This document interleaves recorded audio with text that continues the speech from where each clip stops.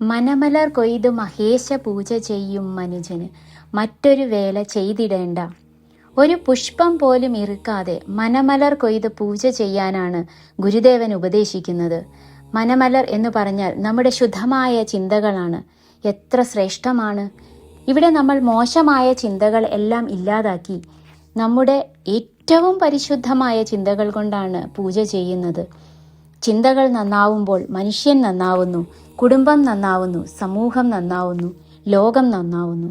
ഇതാണ് ആത്മീയത.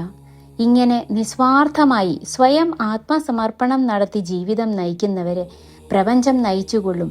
ഒരു ജോലിയും ചെയ്യണ്ട എന്നല്ല അതിനർത്ഥം.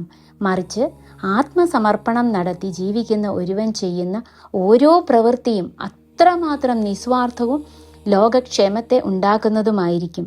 അങ്ങനെ ഒരു വ്യക്തി ജീവിക്കാൻ തുടങ്ങിയാൽ ആ വ്യക്തിയെ പ്രപഞ്ചം സംരക്ഷിച്ചുകൊള്ളും. ആ വ്യക്തിക്ക് തനിക്ക് വേണ്ടി ഒന്നും ചെയ്യേണ്ടതില്ല എന്നാണ് ഇതിൽ നിന്നും മനസ്സിലാക്കേണ്ടത്.